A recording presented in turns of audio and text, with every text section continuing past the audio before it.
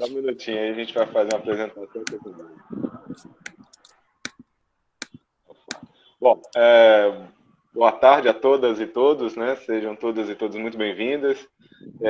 Hoje, estamos dando início a mais um seminário aí do Departamento de Física da Universidade Federal Rural de Pernambuco. Temos aqui o prazer, né, de receber hoje o palestrante Pablo, né, que está lá no Chile, na Universidade do Chile, né? E para fazer uma breve introdução, né, e apresentar o palestrante, eu vou chamar o Fernando Moraes para fazer essa introdução e aí a gente passa a palavra para o palestrante. Fernando, a palavra toda sua. Obrigado. Sou eu. Então, eu já tenho desligado a minha câmera para ficar assistindo aqui, mas vou fazer a apresentação. Pablo, ele fez graduação e mestrado na UFPE, Departamento de Física. O mestrado ele fez com Fernando Parísio. Então, Fernando Parísio fez mestrado comigo. Então, eu tenho dito a ele que ele é um descendente acadêmico meu. Meu avô. Seu avô acadêmico na linha do mestrado, né? Porque foi o mestrado e o mestrado. Mas, além desse dado importante na história de Pablo, ele, depois do mestrado, ele foi para o King's College, em Londres, onde ele fez o doutorado. E de lá para o Chile, na Universidade do Chile, para um pós-doc, e agora ele está me dizendo que já vai para o ICTP brasileiro, né? Lá de São Paulo. Então, um dia ele vai parar no lugar. Um dos motivos também de estar aqui é fazer um pouco de propaganda. Quem sabe vai ter um concurso em breve, ele pode se candidatar, né? Então, mas é um prazer muito grande ter Pablo aqui. Eu assisti a apresentação dele no encontro de outono e o convidei para falar aqui. Então, exatamente porque eu achei que interessaria a muita gente aqui, como me interessou.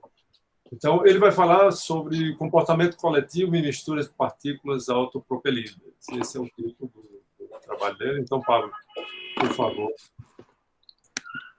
Muito obrigado. Pessoal, eu que agradeço. Estou muito feliz hoje aqui com o convite. Deixa eu só compartilhar. Vamos ver aqui. Estão vendo aí minha tela, né? Já dá para ver? Tá aparecendo. Legal. Dá para ver o cursor?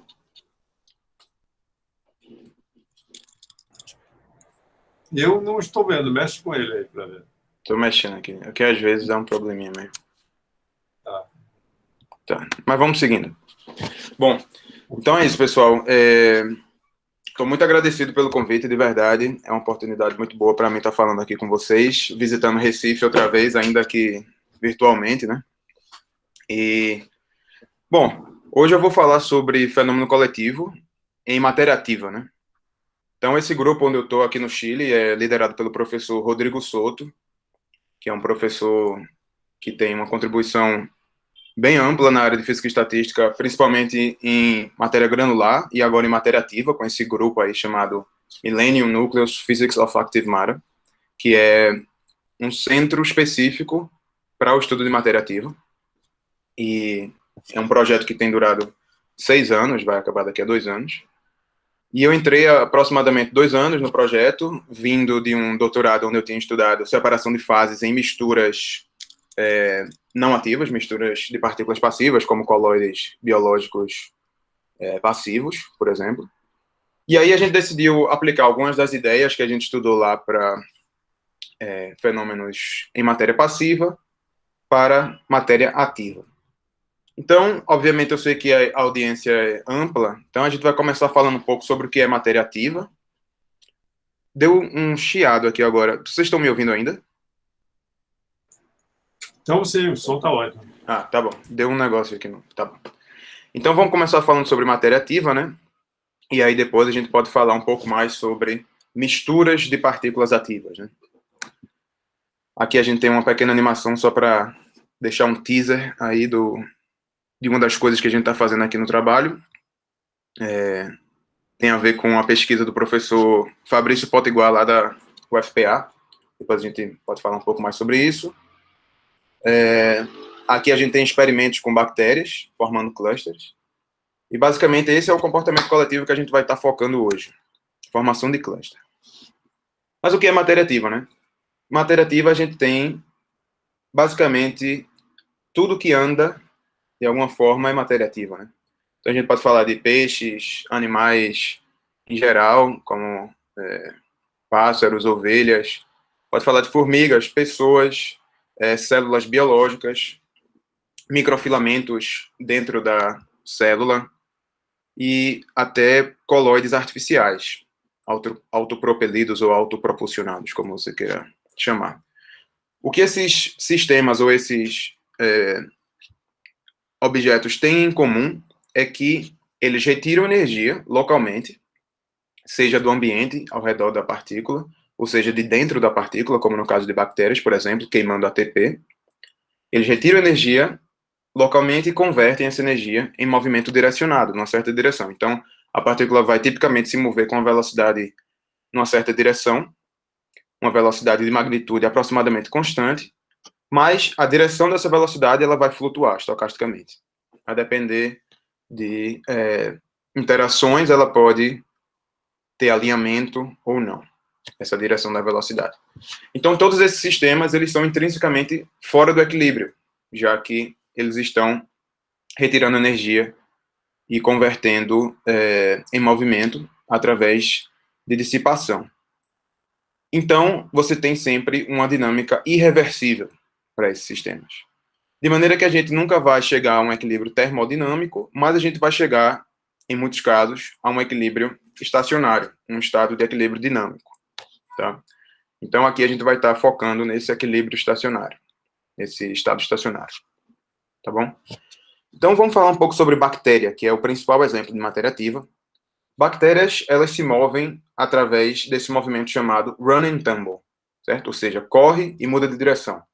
Tá? Então, essas partículas, elas vão se mover numa certa direção fixa e, num certo momento aleatório, elas vão quase que instantaneamente mudar de direção para uma nova direção, que é uma direção também aleatória. Ou seja, que não tem nenhuma correlação com a direção anterior. Tá? De maneira que você tem vários tamanhos distintos para essa região preta, para essa fase preta, que corresponde à fase run, e o tumble significa a mudança de direção, que a gente considera instantâneo, tá bom? A maneira que a bactéria faz isso é batendo seus flagelos durante a fase run, e quando chega o momento de mudar de direção, ela abre os flagelos e depois ela junta os flagelos de novo, após ter feito um pouco de drift, de maneira que ela termina essencialmente mudando de direção. Esse é o tumble, tá? Se existe algum tipo de nutriente mais concentrado numa certa região do espaço, você vai ver um aumento na frequência dessas mudanças de direção. Mas, de forma geral, quando você não tem isso, você pode falar que a frequência de mudança de direção é fixa e você tem, portanto, uma probabilidade a cada passo de tempo de mudar de direção. Se essa probabilidade é suficientemente baixa, você vai ter longas fases de run, tá bom? Então, a gente vai estar focando nesse tipo de modelo de matéria ativa, que é bem simples. A partícula se move, muda de direção, se move, muda de direção. No momento aleatório e para uma direção aleatória. Tá? Então, é run and tumble. Tá certo? A gente também vai falar brevemente aqui de um outro tipo de modelo de matéria ativa, que se chama Active Brownian Particle, onde, basicamente, a gente tem algo bem similar, só que, em vez da partícula mudar de direção de forma abrupta, como é o caso de partículas run and tumble, ela vai mudar de direção de forma contínua, tá? Suave. Então, você fala de um coeficiente de difusão rotacional, dr, de maneira que, então, a direção da velocidade vai decorrelacionando de maneira suave, tá bom? Enquanto que, no caso de partículas run and tumble, isso acontece de forma abrupta. O comportamento coletivo a longo tempo, para esses dois modelos, é o mesmo. Então, se a gente entende formação de padrão em sistemas de partículas run and tumble, na maioria dos casos, o entendimento qualitativo também vai servir para partículas ABP, ou seja, essas partículas brownianas ativas, tá bom? Então, aqui a gente vai falar um pouco de separação de fases induzida por motilidade. O que é isso? Então, vamos imaginar que a gente tem uma coleção de partículas ativas, tá? Vamos dar uma olhada aqui no canto superior direito. A gente tem essas partículas artificiais, que se chamam partículas Janus, onde metade da partícula está pintada com um certo químico, a outra metade com um outro químico. Quando você coloca essa partícula, por exemplo, dentro de água oxigenada, vai haver uma reação assimétrica, de maneira que um lado vai reagir de uma forma e o outro lado de uma outra forma. Então, você vai ter a expulsão de partículas nessa tinta, a partir dessa tinta que cobre a partícula, e isso vai gerar um movimento de autopropulsão numa certa direção. Devido a ruído térmico, você vai começar a ter que essa direção de autopropulsão muda estocasticamente com o tempo. Então, vamos imaginar, isso é basicamente uma ABP, certo? Então, vamos imaginar que a gente tem essas ABPs, a gente coloca várias delas aqui, numa configuração homogênea. Não existe nenhuma força de atração entre as partículas, tá bom? Elas simplesmente são partículas que se movem com uma certa persistência, né? Porque a velocidade muda de direção estocasticamente, mas isso é lento, é um processo relativamente lento, então a gente diz que a partícula ela é persistente. Então, quando isso acontece, o que a gente observa experimentalmente é que se formam clusters, tá? Isso foi observado aqui por esses autores. Então, uma das perguntas é como é possível a gente ter aglomerados se não existe força de atração entre as partículas, tá? Então, a maneira que a gente entende isso, heuristicamente, é basicamente dizer o seguinte: quando as partículas se chocam, devido ao fato de que a direção da velocidade delas é persistente, ou seja, muda estocasticamente, mas de forma lenta, a gente pode ter que, se a concentração de partículas fora desse mini cluster de duas partículas for suficientemente alta, uma terceira partícula pode se juntar e formar um cluster de 3 partículas, por acidente, tá? Então, esse processo pode continuar acontecendo de forma que você começa a ter a formação de clusters cada vez maiores. Obviamente, quando a concentração de partículas fora dos clusters é suficientemente baixa, você começa a ter uma estabilização desse processo e você chega a um estado estacionário, tá? Então, basicamente, isso gera a formação de clusters sem a necessidade de haver força de atração. Quem faz o papel da força de atração nesse tipo de separação de fases da matéria ativa é a persistência da velocidade de nado ou da velocidade ativa de autopropulsão da nossa partícula. Então, a gente diz que é separação de fases induzida por motilidade, onde motilidade, basicamente, significa que a partícula é ativa, ou seja, ela tem motilidade própria, tá?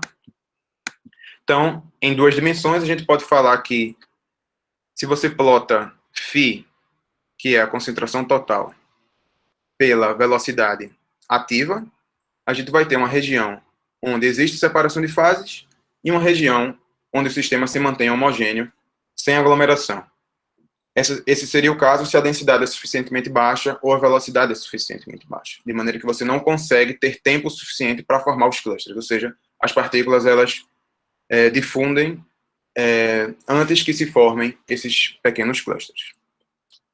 E que são pequenos inicialmente, mas com o tempo eles vão crescendo, porque se eles são maiores, eles têm mais probabilidade de ser de uma partícula bater neles, basicamente. E aí se viu que esse tipo de fenomenologia acontece também para bactérias, tá? O que foi feito nesse experimento aqui? Eles pegaram bactérias que mudam a sua propriedade de motilidade de acordo com partículas outras bactérias na sua vizinhança. Essa mudança de velocidade se chama quorum sensing, que basicamente significa o seguinte, que a partícula ela sense, ela percebe se existem outras partículas ao redor e ela regula a sua própria motilidade. É assim que geralmente as bactérias funcionam. Nesse exemplo aqui desse experimento, essa comunicação bioquímica ela foi cortada.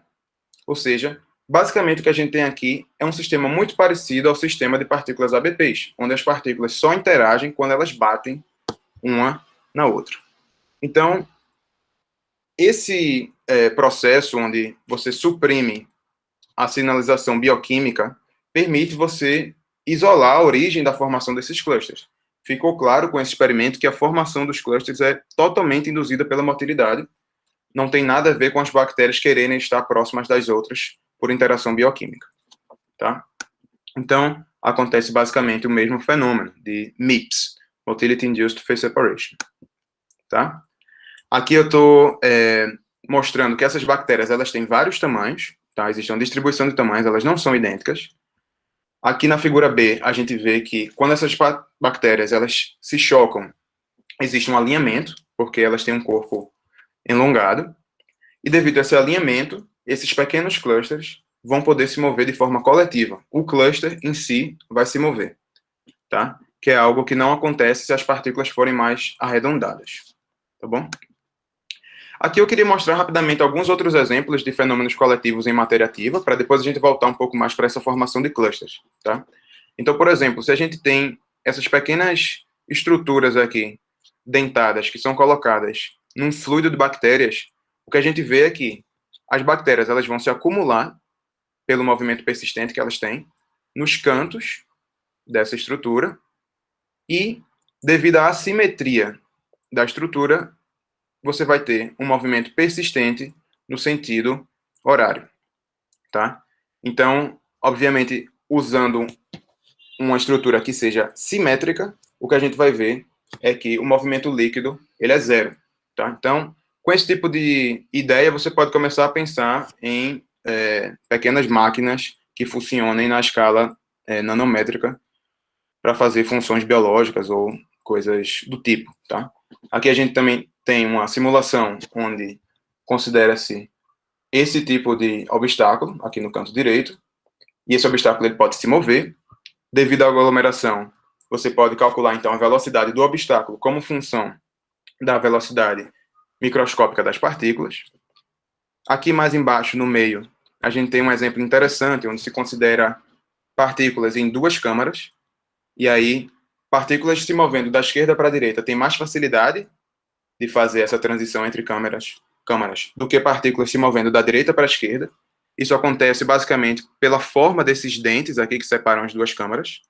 E com o tempo você vê que existe uma aglomeração de partículas no lado direito, simplesmente por uma questão cinética, simplesmente porque é mais fácil as partículas cruzarem da esquerda para a direita. E aí você pode travar esses dentes quando você tenha uma composição de partículas na direita desejada. Por exemplo, isso tem sido feito para selecionar espermatozoides que tenham velocidades adequadas. Então, assim, você pode travar quando você queira, e do lado direito você fica com as partículas mais rápidas, que são as partículas que naturalmente vão chegar primeiro do lado direito, já que essa aglomeração também é um fenômeno que depende da atividade das partículas, né? E a gente tem outros exemplos, a gente pode comentar melhor depois. Aqui eu queria começar mostrando uma coisa do nosso grupo, que é basicamente partículas ativas de dois tipos. Existem as partículas azuis, são ABPs aqui, tá? Essas são as mais rápidas, as partículas azuis, e existem as partículas vermelhas, que são menos rápidas. Então a gente começa com essas partículas distribuídas de forma homogênea. Existe esse obstáculo aqui, com essa forma assimétrica, mas o obstáculo aqui está fixo. O que a gente observa, então, vamos ver esse videozinho, é que as partículas se acumulam ao redor do obstáculo, exatamente da mesma forma que elas se acumulam ao redor delas mesmas, no fenômeno de MIPS. E aí, nesse caso, como existe uma superfície, a gente fala de wetting. Então, as partículas estão molhando a superfície. E, como vocês podem ver, existe uma camada de partículas azuis, que são as mais rápidas, primeiro, e depois é que a gente tem uma camada mais rica em partículas vermelhas. Isso se dá basicamente porque toda vez que um buraco aparece no sistema, as partículas azuis são as que têm maior probabilidade de ocupar aquele buraco. Então, a gente vê também que tem uma interface altamente flutuante, isso é uma característica de aglomerados em matéria ativa. E o que a gente também pode observar é o seguinte: existe uma corrente de retificação nesse sistema. Partículas que viajam da esquerda para a direita, elas vão passar menos tempo, na média, para ultrapassar esse obstáculo, porque elas vão fazer isso deslizando, do que partículas que se movam da direita para a esquerda, porque elas vão ficar presas pela parte flat desse obstáculo. Então, na média, a gente tem que a velocidade no eixo x, para essas partículas, ela é positiva. Ela é para a direita. Tá? Então, a gente fala que existe uma corrente de retificação nesse sistema. Então, se a gente calcula, por exemplo, aqui o campo de velocidades desse sistema, a gente vai ver claramente que existe uma corrente da esquerda para a direita. Tá? Aqui a gente está plotando também a vorticidade, um campo de vorticidades, onde a gente observa que perto desses cantos aqui a gente tem a formação de vórtices, tá? E esses vórtices, eles ajudam na corrente de retificação global. Isso é um trabalho que a gente está fazendo em preparação. Ainda tem várias coisas para analisar, mas já estou preliminarmente comentando aqui. Mais para frente a gente vai falar de coisas que a gente já publicou mais recentemente. E aqui na figura A, o que a gente pode ver é que essa corrente, de fato, aumenta com delta, onde delta é o parâmetro que te diz quão diferentes são as velocidades. Então, aqui a gente tem VA, que é V0, 1 mais delta, e VB, que é V0, 1 menos delta. A quantidade de partículas A e B é igual. Quando a gente aumenta delta, portanto, a gente está mantendo fixo a velocidade média ativa das partículas, e a gente está mudando somente a diversividade entre as velocidades do nosso sistema. Então, o que a gente vê aqui é o seguinte, que sistemas mais diversos têm maior corrente. Tá? Então, simplesmente o fato de você aumentar quão diferentes são as partículas vai te dar uma amplificação dessa corrente de retificação. Tá? Então, essas são algumas das coisas que a gente está começando a estudar aqui agora, mas vamos voltar um pouco ao tema de aglomerados. Tá? Aglomerados que se formam sem necessidade de força de atração e sem necessidade de obstáculos ou paredes. Tá? Então, o modelo que a gente vai ficar usando aqui até o resto da apresentação é esse modelo, lattice gas, de partículas running tumble. É um modelo bem simples, é o modelo mais simples de matéria ativa, onde você tem uma rede com N sítios, cada sítio pode ser ocupado por, no máximo, uma partícula, você define uma concentração adimensional, φ, para o número de partículas dividido pelo número de sítios total. Cada partícula tem um diretor, que basicamente consiste na direção de nado, ou na direção de autopropulsão daquela partícula. A cada passo de tempo, as partículas são escolhidas de forma sequencial e aleatória. E aí, um novo diretor, ou seja, uma nova direção de autopropulsão é escolhida com probabilidade alfa a cada passo de tempo. De maneira que esse alfa nada mais é do que a taxa de tumbling. Certo? Se o diretor aponta para um sítio vazio, a partícula move para o sítio. A gente considera condições de contorno periódicas. O estado inicial é completamente aleatório em posições e em diretores. E não existe nenhum tipo de alinhamento, como, por exemplo, existiria se as partículas fossem mais elongadas, ou se fossem, por exemplo, os pássaros, que olham uns para os outros e decidem se alinhar. Tá? Então, aqui é um sistema bem básico, bem mínimo de matéria ativa. E, além disso, a gente vai focar em uma dimensão. Tá?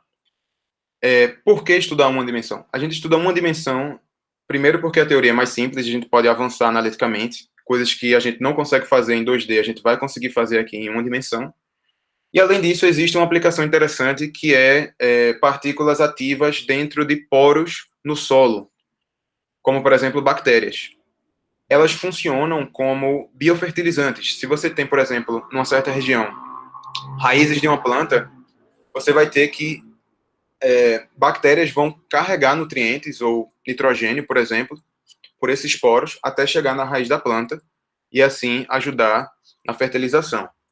Então, se a gente tem clustering dentro desses poros, essas partículas elas vão ter mais dificuldade de fazer esse papel de biofertilização. Então, aqui a gente vê o estado estacionário para 2 valores de alfa, tá? Temos aqui tempo no eixo Y e posição no eixo X, tá? O tempo decrescendo. E quando alfa é maior, significa que as partículas são mais impacientes, elas mudam de direção mais rápido, mais frequentemente, e, portanto, a gente tem clusters menores, tá? Nesse artigo aqui de Rodrigo, foi mostrado que o tamanho médio dos clusters, ele é proporcional a 1 sobre raiz de alfa, tá? Então, de maneira que, aumentando o alfa, a gente diminui o LC, que é esse tamanho médio de cluster, e a concentração de partículas isoladas, ou seja, partículas que estão fora de clusters, ela é igual a essa taxa de tumbling alfa, tá? Então, esse foi o caso de um sistema monodisperso, ou seja, um sistema de partículas idênticas, mas a realidade não é essa. Na verdade, a gente tem que as bactérias, elas não são nadadores idênticos, elas têm propriedades de motilidade distintas umas das outras.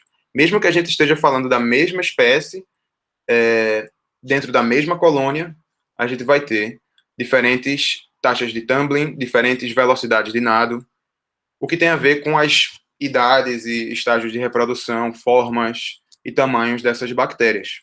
Tá? Então, a gente fala que existe uma diversidade, ou uma polidispersividade de parâmetros de motilidade, e isso vai ser representado por uma distribuição de taxas de tumbling, ou uma distribuição de velocidades ativas, ou os dois. Tá?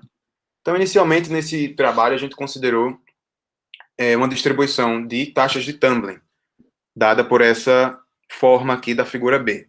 Tá? Então, a gente encontra no sistema essas espécies aqui, definidas por essa taxa de tumbling, ou seja, cada tipo de partícula é definido pela sua taxa de tumbling, e as concentrações dos tipos é dada por essa fórmula, por essa expressão aí de F de alfa, por essa distribuição, que é basicamente uma distribuição log normal, a gente pode falar mais disso depois. Então, o que a gente tentou estudar aqui no começo foi o seguinte: o que é que acontece com os clusters estacionários que se formam se a gente tem partículas cada vez mais dispersas, e a gente comparou isso com um caso onde todas as partículas são idênticas, tá? Então, aqui em cima, na figura A, a gente tem partículas idênticas, como a gente pode ver, se formam esses clusters com esse tamanho médio aí, que dá para ver mais ou menos visualmente, depois a gente vai calcular isso, e comparando com a situação onde as partículas são diferentes nas taxas de tumbling, a gente vê que o tamanho médio dos clusters cresce bastante. E a quantidade de clusters, obviamente, tem que reduzir, já que o número de partículas é fixo. Tá? Então, para facilitar um pouco esse estudo, a gente considerou, ao invés de uma distribuição de vários tamanhos, uma distribuição de vários alfas, a gente considerou somente 2 valores de alfa. Tá? Então, a gente considerou partículas do tipo A, partículas do tipo B, onde alfa A é maior do que alfa B, e a gente tem delta como sendo o parâmetro que diz quão diferentes são esses alfas. É basicamente da mesma forma que a gente estava fazendo para o caso lá do obstáculo, só que agora falando de alfas. Tá? A gente tem a mesma quantidade de partículas A e B, e a gente tem que alfa A é igual a um alfa zero, que multiplica 1 mais delta, e alfa B é igual a um alfa zero, que multiplica 1 menos delta. De maneira que delta é o grau de diversidade que a gente tem no nosso sistema. Quando a gente aumenta a delta, o que a gente vê é que a gente tem clusters de tamanhos maiores, como a gente comentou. Mais interessantemente, a distribuição de tamanhos de cluster, tá? Então, ao invés da média, eu estou falando de toda a distribuição aqui, ela se mantém uma distribuição exponencial, como é o caso para partículas idênticas. A única coisa que muda, de fato, é o tamanho médio dessa distribuição, o tamanho médio desses clusters, e como a gente vê aqui, como função de delta, de fato, eles crescem. Para delta igual a 1, eles divergem, porque para delta igual a 1, a gente tem que alfa B vale 0, o que significa que a partícula é infinitamente persistente, e isso gera clusters cada vez maiores, porque uma vez que a partícula está ali, por exemplo, como fronteira de um cluster, ela nunca mais vai sair, portanto, todas as partículas ali estão presas. E aí você só pode agregar e nunca diluir ou difundir as partículas desse cluster, de maneira que ele cresce e cresce até um tamanho termodinamicamente infinito. Então, a gente aqui calculou esse LC como função de delta e tentou entender por que que isso cresce com delta. Basicamente, o que acontece é que quando você tem partículas com alfas menores, uma vez que essas partículas estão como borda de clusters, essas partículas vão passar muito tempo prendendo partículas que podem ser de tipo A e do tipo que podem ser do tipo A e podem ser do tipo B. E quando é o contrário, ou seja, as partículas do tipo A são as que estão na fronteira, elas rapidamente vão fazer um tumble. Então, as partículas B controlam os tamanhos de clusters mais do que as partículas A controlam os tamanhos de cluster, tá bom? Então, a gente tem essa assimetria que gera exatamente esse aumento do tamanho médio de cluster como função de delta. E isso é interessante. Fábio, Oi. Só um minuto. O Marcelo Moura levantou a mão aqui. Eu acho que ele quer fazer alguma pergunta. Oi, Marcelo, diz aí. Eu não estou vendo aqui pelo Google. Tudo bem. O Pablo, a partícula ela pode... porque eu estou vendo que as linhas nos gráficos ela sempre aparenta estar movendo de um cluster para o outro, né? Isso. Ela pode dar meia volta e voltar no meio do caminho? Boa pergunta. Ela pode dar meia volta. Se você observar bem aqui, ó, tem alguns casos onde ela dá meia volta aqui, nessas figuras. Agora, aqui a gente vai estar considerando o caso onde essas taxas de tumble, tanto a taxa de tumble A quanto o alfa B, são baixas, porque é assim que em sistemas biológicos. Então, esse evento ele é raro, mas acontece. Entendi. Valeu. Valeu. E, bom, aqui na figura C, o que a gente tem é a concentração de partículas isoladas. Então, quando a gente aumenta a delta, os tamanhos de cluster aumentam e, consequentemente, as partículas isoladas são cada vez menos e a concentração dessas partículas vai diminuindo, tá bom? Mas, obviamente, esse modelo está supondo que o canal é muito estreito, de maneira que as partículas nunca podem trocar de posição ao longo do canal.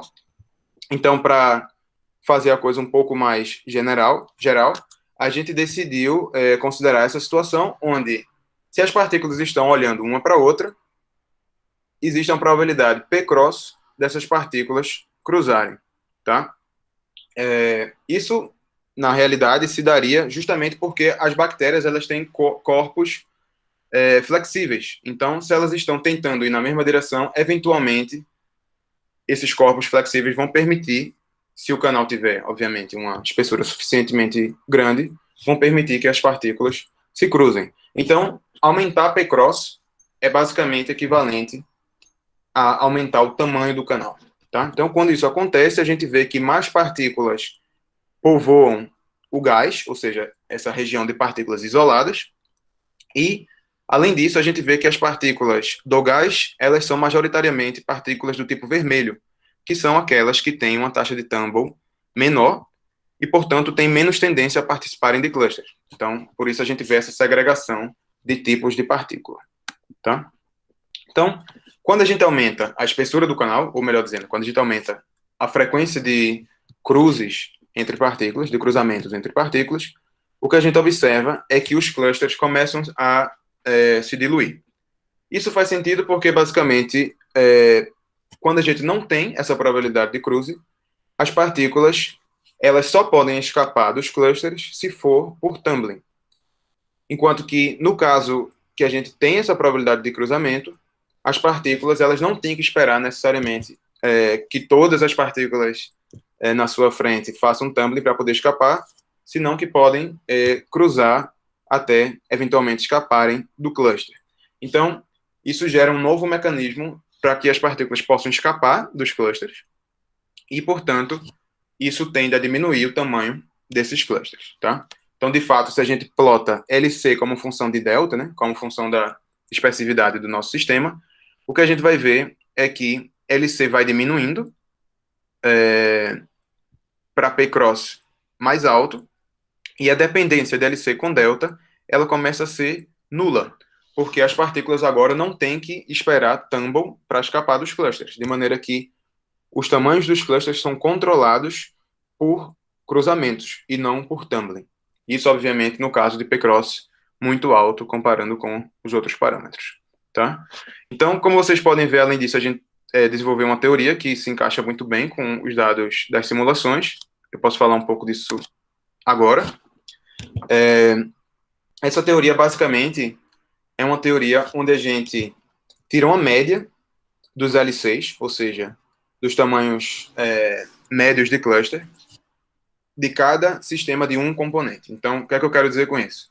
A gente tem duas componentes, A e B, e se o sistema tivesse só A ou tivesse só B, a gente poderia definir o LC de cada um desses sistemas, LC do sistema A, LC do sistema B. Tá? O sistema misturado ele tem um LC que é basicamente uma média aritmética entre os dois LCs. Isso é algo que, na verdade, a gente não esperava a princípio, mas que é assim. Só que existe uma outra situação, onde a gente vai ver que a coisa não é bem assim. Já já a gente vai falar sobre isso.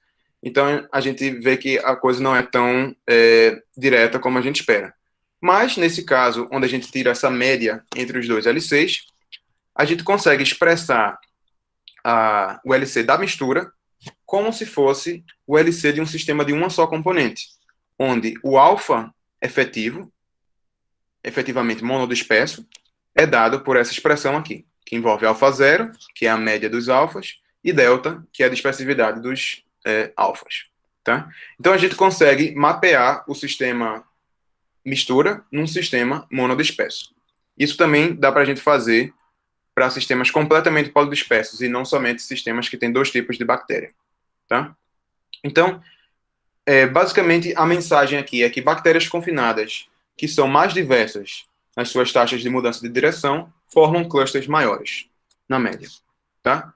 E se a gente não considerar essa dispersividade, isso gera um erro de 60% no cálculo do tamanho desses clusters. Tá? Isso a gente pode estimar usando dados para distribuição de alfas experimental com essas bactérias E. coli. Tá? Então, a gente vê que esse fenômeno de ampliação dos clusters por dispersividade é algo que tem significância quantitativa na realidade. Tá? Mas as coisas não são tão simples. A gente considerou até agora partículas com diferentes alfas. E se as partículas têm diferentes velocidades de nada, mas o mesmo alfa? Então, esse é o caso complementar, mas a gente vai ver que ele é fundamentalmente diferente. A princípio, você poderia pensar, já que sempre aparece velocidade dividido por alfa, considerar dispersividade em alfas é equivalente a considerar dispersividades em 1 sobre velocidade, já que as duas coisas aparecem como uma razão. Mas, na verdade, não é bem assim. O que a gente tentou fazer aqui de início foi considerar que é assim, ou seja, a gente basicamente supôs que o LC da mistura vai ser uma média aritmética dos LCs de cada sistema de uma componente, mas isso dá redondamente errado. E a gente derivou que, em vez disso, a gente tem uma média não aritmética, uma média generalizada, dada por essa expressão, com esse P entrando aqui como expoente, e 1 sobre P aqui, onde P vale menos 2. A gente chegou a derivar isso usando critérios de equilíbrio dinâmico, e bate muito bem com os resultados. Eu posso falar um pouco mais sobre isso depois.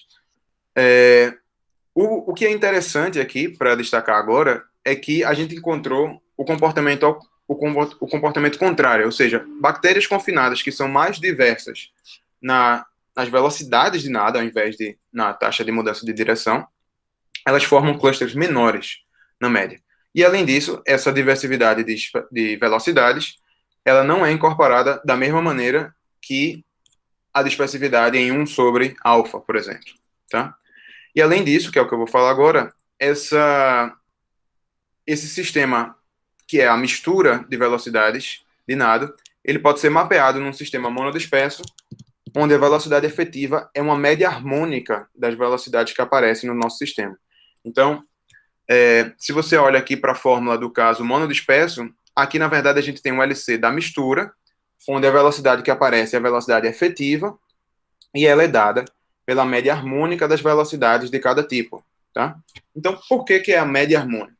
Bom, basicamente o que acontece aqui é o seguinte: o que determina os tamanhos dos clusters é o tempo de viagem de uma partícula entre 2 clusters. Tá?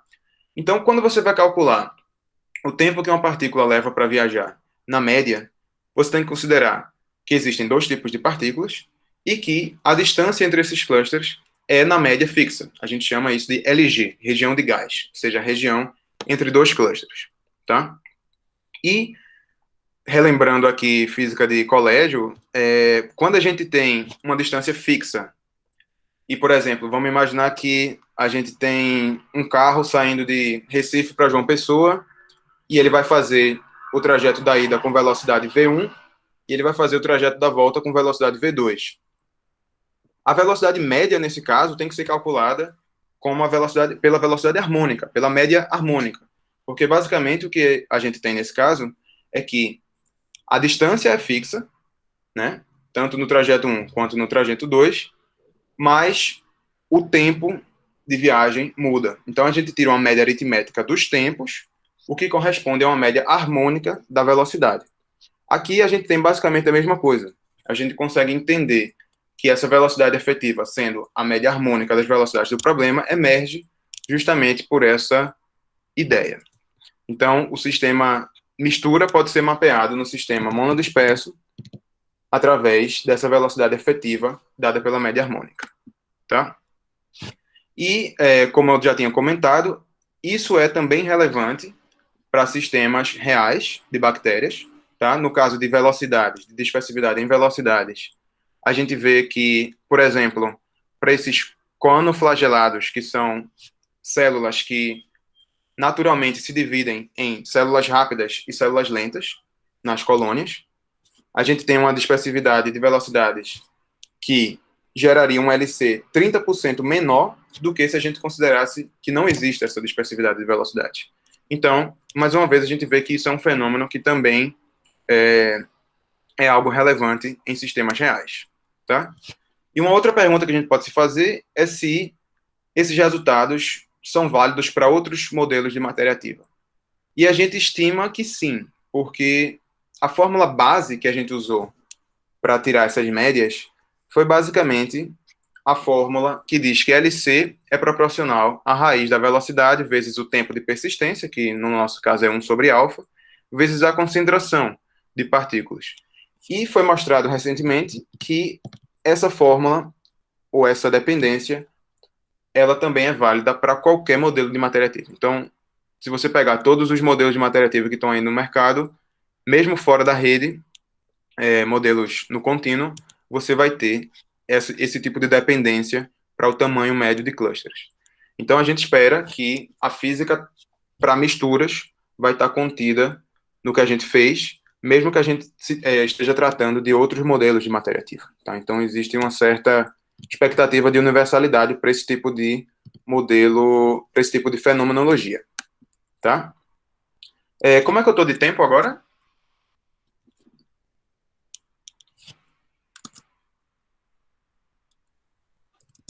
Em torno de 1 hora, dá tudo em tempo, tranquilo. Ótimo. 4h49. Beleza, ótimo. Então, dá tempo de eu comentar mais umas coisinhas aqui. Aqui eu vou comentar rapidamente uma questão que a gente está começando agora, um experimento aí que a gente está planejando. Bom, ano passado saiu esse artigo onde existem 2 tipos de bactérias, tá? Então, isso aqui é experimento.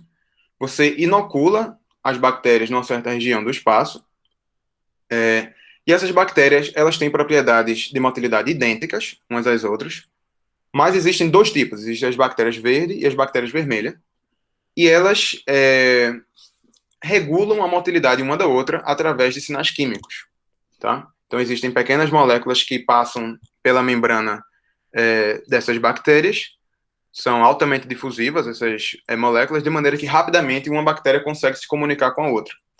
E foi considerado bactérias modificadas geneticamente, de maneira que, por exemplo, bactéria do tipo A gosta de ficar perto da bactéria do tipo A, mas não gosta de ficar perto da bactéria do tipo B. Isso acontece da seguinte forma: quando bactérias do tipo B estão próximas, você tem que a bactéria do tipo A percebe isso e aumenta a sua velocidade de nado. E, portanto, ela vai se afastar, se difundir daquele ponto original. Tá?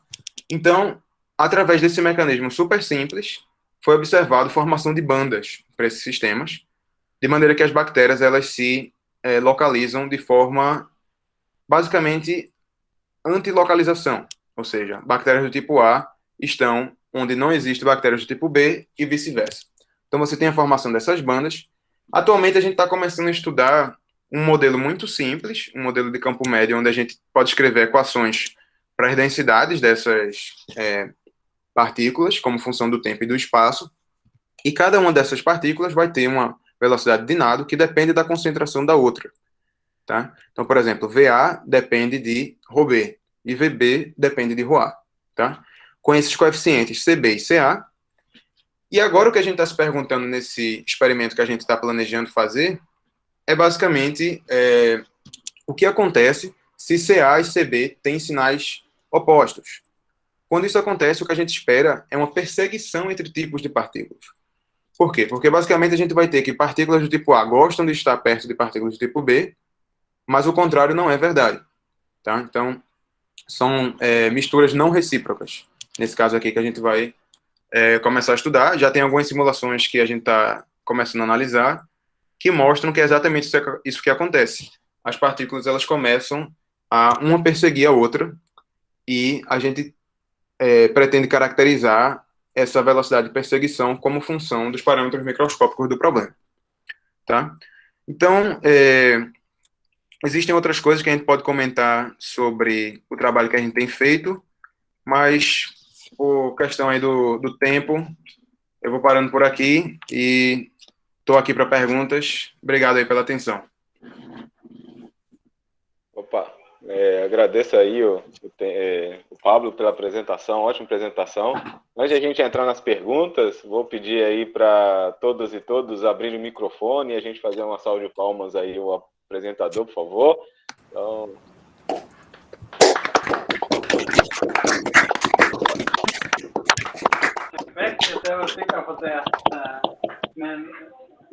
Obrigado, pessoal. Agora, né, vou abrir as perguntas. Quem tiver, né, só abrir o microfone, levantar a mão. Quem quiser aí pode fazer a pergunta diretamente aí ao Pablo. Sejam à vontade aí. Perguntas? Bom, antes da primeira pergunta aí, deixa eu só fazer um breve comentário.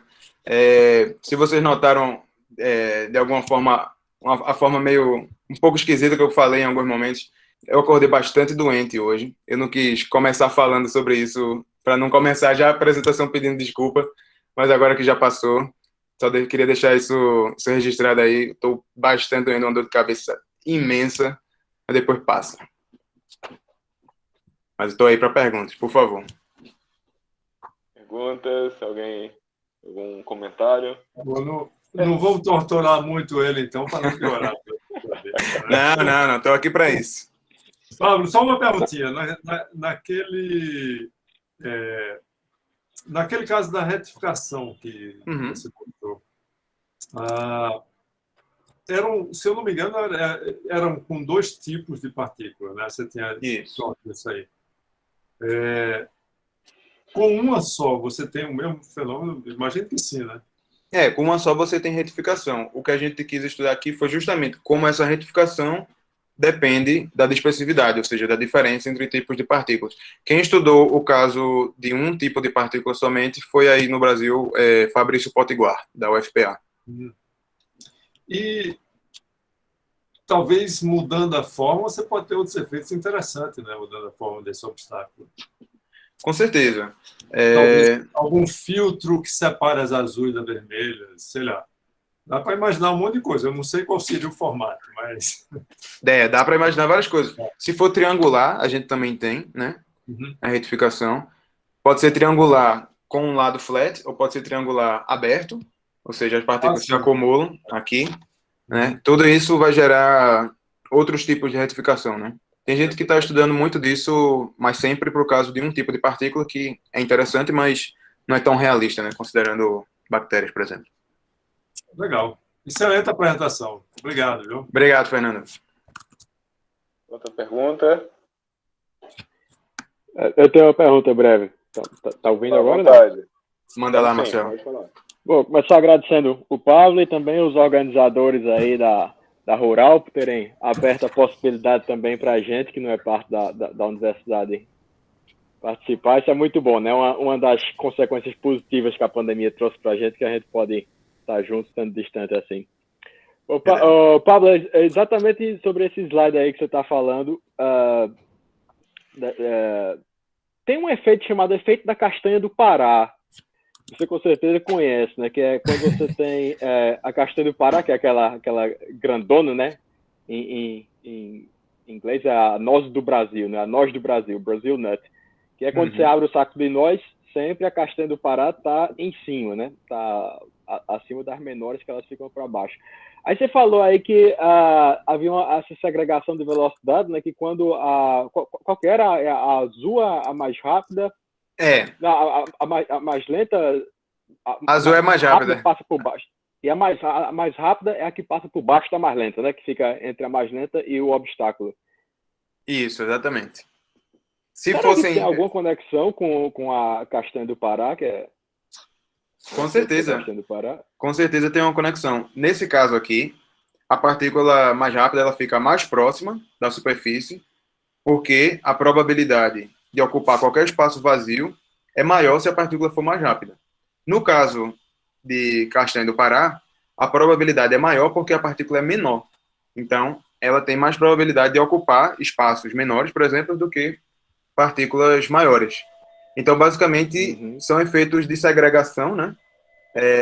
Bem parecidos que basicamente surgem devido a diferentes tendências de ocupar a região próxima do obstáculo, né? No caso do castanha do Pará, o obstáculo é o fundo, né, do recipiente. Inclusive, hoje eu descobri que um aluno de Potiguar, desse professor Fabrício Potiguar da UFPA, está estudando exatamente esse modelo que a gente está falando aqui agora, só que ao invés de velocidades diferentes, tamanhos diferentes. De maneira que é exatamente isso aí que tu está falando. Boa. Valeu. Obrigado e melhoras. Valeu, obrigado. Ô Pablo, você mostrou aí um experimento, né, o pessoal vai formando clusters, né, de duas espécies, né, dois tipos distintos, né? Uhum. E tem experimentos com 3, não, mais lá em cima, né, que vai formando os clusters lá em cima. Acho que foi o slide antes desse daí. Aqui, né? Não, mais para cima. Acho que mais 2. Isso, esse aí. Ah, tá. Vai formando esse. Existem esses experimentos para mais tipos de partículas, né? De vez de duas. Alguém já fez isso? Não, ainda não existe. Existe muita simulação recente, bem recente. Tudo isso de matéria ativa, de misturas ativas, é bem recente. Eu acho que o primeiro artigo saiu faz menos de 2 anos. Aqui, na verdade, esse experimento não considera nem duas. Aqui é só uma mesmo. Então... E aqui não é bactéria, né? Aqui se trata de partículas... Isso, são partículas, né, que você coloca. Artificiais, né? Mas elas têm uma diferença aí, né? Uma em relação à outra. Não, então, na verdade, cada partícula é igual à outra, só que na partícula você tem 2 caras, para poder justamente ter essa simetria que gera a atividade dela.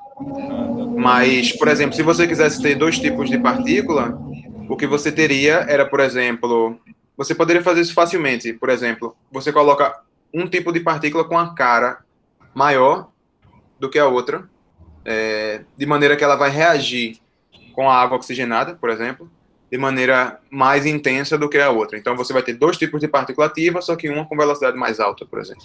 Por causa que eu imagino que aí você vai ter 3 clusters, né? Vai fazer formações disso? Tem alguma simulação nesse sentido? Quando você tem, por exemplo, 2 tipos de partícula, você tem formação de cluster, onde acontece um pouco do que a gente viu no nosso trabalho também, ou seja, uma segregação. Fora do cluster, você tem as partículas com menor tendência a formar cluster. Dentro do cluster, você tem os 2 tipos, só que na periferia é diferente do que no interior do cluster. Existe essa segregação na direção radial a partir do centro do cluster. No caso de 3, 4, 5 tipos de partícula, a fenomenologia é basicamente a mesma, mas aí você tem uma hierarquia de concentrações nesse esquema de segregação, basicamente. Posso fazer uma pergunta? Pode. Opa, e aí, Pablo, Luciano, parabéns. Tudo certo, velho. Parabéns tempo? pela apresentação, não é? Valeu. Cara, a minha dúvida é sobre como as interações ocorrem. Tu falou que não existe um mecanismo de alinhamento, né? Tipo, uma partícula não vê a outra, não é isso? Perfeito. Ela não sente a outra, essa persistência dela no movimento que faz com que os clusters apareçam. É isso, não é? É isso. A única interação que existe é repulsão. Ou seja, uma não pode passar por dentro da outra. Tirando certo. isso, não existe nenhuma outra interação. A interação atrativa emerge efetivamente a partir da persistência. Em todos os casos, inclusive naquele onde você falou que pode ter tipo perseguição e essa coisa de uma partícula vital a outra, é tudo baseado nesse mesmo mecanismo. Não, nesse caso aí da perseguição, o que a gente tem são dois tipos de interação, de repulsão e existe essa interação bioquímica, onde a partícula ela quer ficar na presença da outra, né? Quer ficar na presença. Exatamente.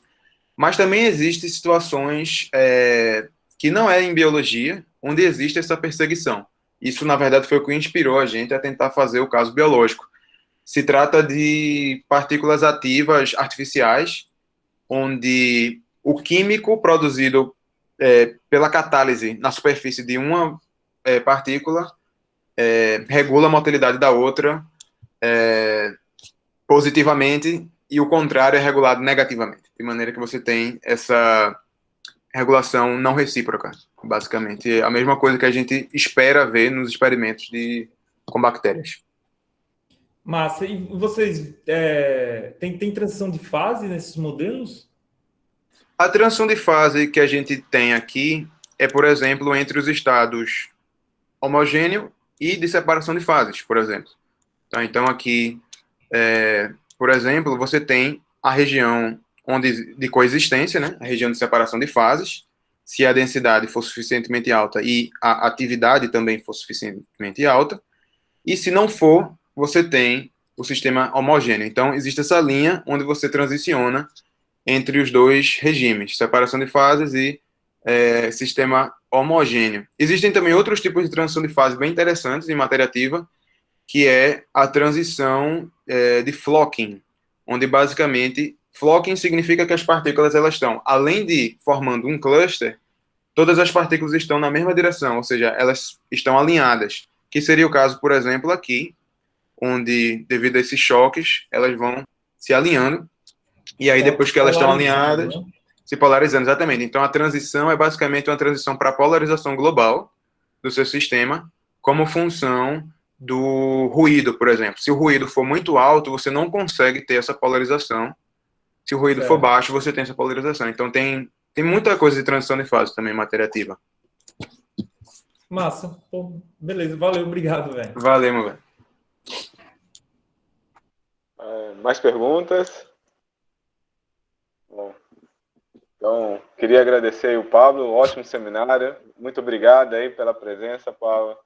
Eu que agradeço, Anderson. Valeu. Agradeço a todos e todas, né, pela presença e até semana que vem e até a próxima. Obrigado. Um grande abraço e bom dia para todos.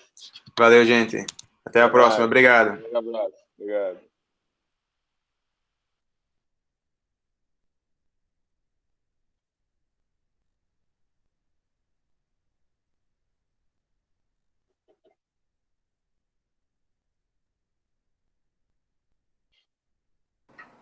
Professor Anderson. Diga. Como é? A gente acabou aquele negócio? Eu acho que sim, né? Tu pode parar a gravação, viu? Tá bom. Já parei, não? Não? Eu não.